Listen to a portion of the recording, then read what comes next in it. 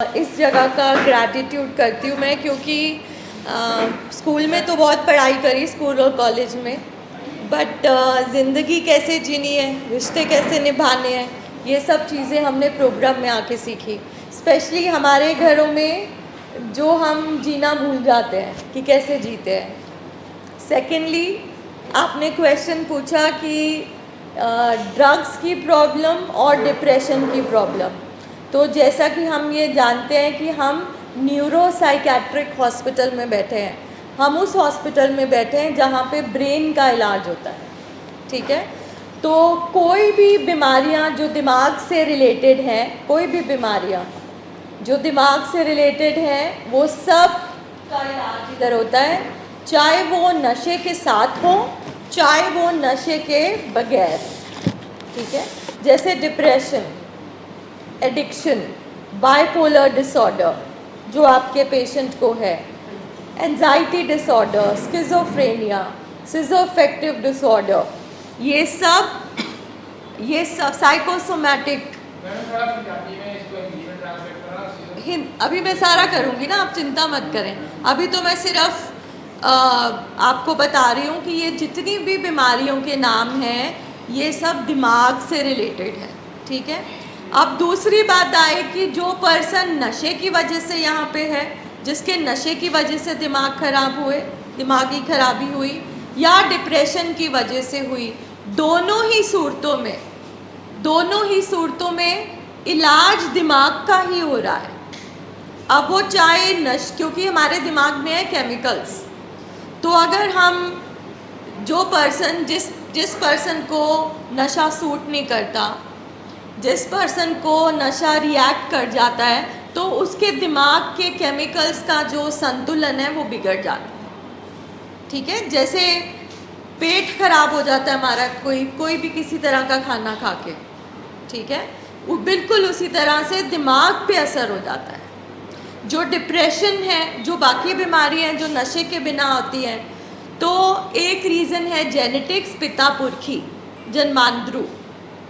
दूसरे हो जिसको कहते हैं जीन्स, दूसरा होता है माहौल, तीसरा होता है पर्सनालिटी, ठीक है।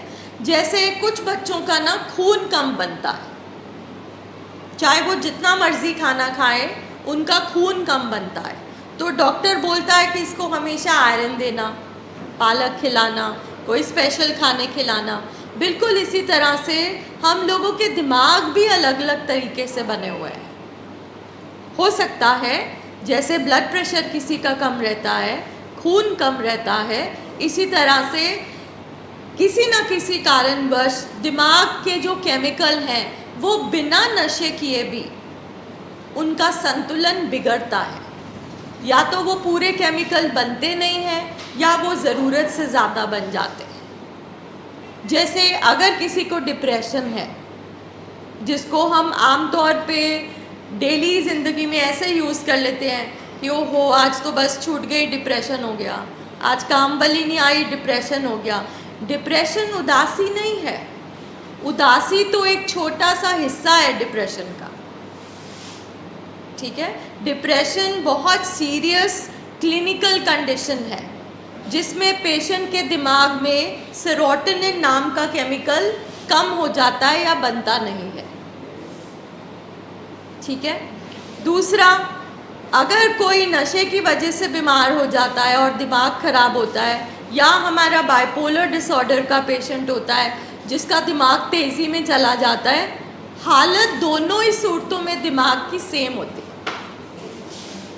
बल्कि जिसको डिप्रेशन है या जिसको ऑलरेडी दिमागी बीमारी है, अगर वो नशे का सेवन करे तो वो और ज़्यादा बीमार हो जाएगा,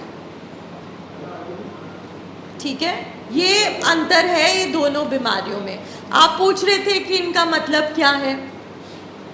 अब हम डिप्रेशन बोलते हैं, ठीक है। डिप्रेशन में दिमाग के केमिकल कम हो जाते हैं। डिप्रेशन में सुसाइड की फीलिंग, ऐसी फीलिंग आती है कि सब कुछ ख़त्म है, कुछ भी नहीं अच्छा लगता, पर्सन नेगेटिव हो जाता है, पर्सन का कुछ भी करने का मन नहीं करता। इवन जो चीज़, तभी तो मैं कह रही हूँ, मैं जहाँ पे आ रही हूँ, हम इलाज दिमाग का ही हो रहा है, तो दिमाग अगर पेट किसी भी चीज़ से खराब हो, खराबी जो पेट में आएगी तो बात तो सेम ही होएगी ना। मगर अगर आपको सिर्फ दिमागी बीमारी, मानसिक बीमारी है और साथ में आप नशा भी कर लेते हैं तो आप और ज़्यादा बीमार हो जाएंगे। इसको कहते हैं ड्यूल डायग्नोसिस। एक एडिक्शन की बीमारी, साथ में डिप्रेशन की बीमारी, एक एडिक्शन की बीमारी, साथ में बाइपोलर डिसऑर्डर। तो ये सारी चीज़ें जो लक्षण है वो सेम है, इसलिए जो दवाइयाँ दी जा रही हैं दिमागी बीमारी के पेशेंट के लिए जो डिफरेंट है वो तकरीबन सेम होती है। अब मेरा पेट परांठे से ख़राब हो या रसगुल्ले से ख़राब हो, पेट तो ख़राब हुआ ना। किसी भी चीज़ से ख़राब हुआ, खराबी मेरे पेट में आ जाएगी। इसी तरह से कई बार ज़िंदगी में कोई हादसा हो जाता है जो बचपन में कुछ ऐसी चीज़ें देखी होती हैं बच्चों ने घरों में, लड़ाई झगड़े, अगर आपकी जो फैमिली रिलेशंस थे वो अच्छे नहीं थे, कोई दुर्घटना हो जाती है, कोई डेथ हो जाती है, कोई एक्सीडेंट हो जाता है, उसमें भी दिमागी बीमारियां आ जाती हैं। कई पेशेंट स्ट्रेस नहीं ले पाते, जो नॉर्मल स्ट्रेस भी है वो भी उनको बहुत ज़्यादा लगता है। तो दिमागी बीमारियों के कारण अलग अलग हैं, बहुत तरीके से। बट जो चीज़ हमें समझनी है वो ये समझनी है कि दिमागी बीमारियों का इलाज क्या है, तभी हम यहाँ पर बैठे हैं ना। That is why we have come here. आज हमारा जो हर्मिटेज फैसिलिटी है, आप जानते हैं हमारा रिहैब सेंटर है, ठीक है। आज उसके 16th एनिवर्सरी थी, 16 साल हुए। तो आज काफ़ी तादाद में हमारे पुराने रिकवरी पेशेंट्स आए थे जिनको सर ने ऑनर किया मेडल्स देकर। हमारी पुरानी फैमिलीज़ आई थी जो 30 साल से, 25 साल से, 10-15 साल से यहाँ पे जुड़ी हुई हैं और रिकवरी में है। So it was a very proud moment for us. मगर आज हमारी टीम ने, हॉस्पिटल और हर्मिटेज ने मिलके कुछ नाटक, छोटे से नाटक पेश किए वहाँ पे, जहाँ हमने यही बताया था कि फैमिली क्या क्या करती है जिसकी वजह से इलाज में रुकावट आ जाती है। जैसे हम मानते नहीं हैं, हम इलाज कंप्लीट नहीं कराते हैं, इलाज करा लेते हैं हॉस्पिटल में तो रिहैब नहीं कराते हैं, रिहैब कर लेते हैं तो घर जाकर हम फॉलोअप के लिए नहीं आते हैं, हम दवाइयाँ छोड़ देते हैं। So what we need to understand is, इसको इंटरैक्टिव रखते हैं, कोई बीच में आपने कुछ शेयरिंग करनी हो, कुछ पूछना हो, यू आर मोस्ट वेलकम। क्योंकि क्वेश्चन आया था कि नशे के साथ वाली बीमारियों में और नशे के बगैर बीमारियों में क्या फ़र्क है।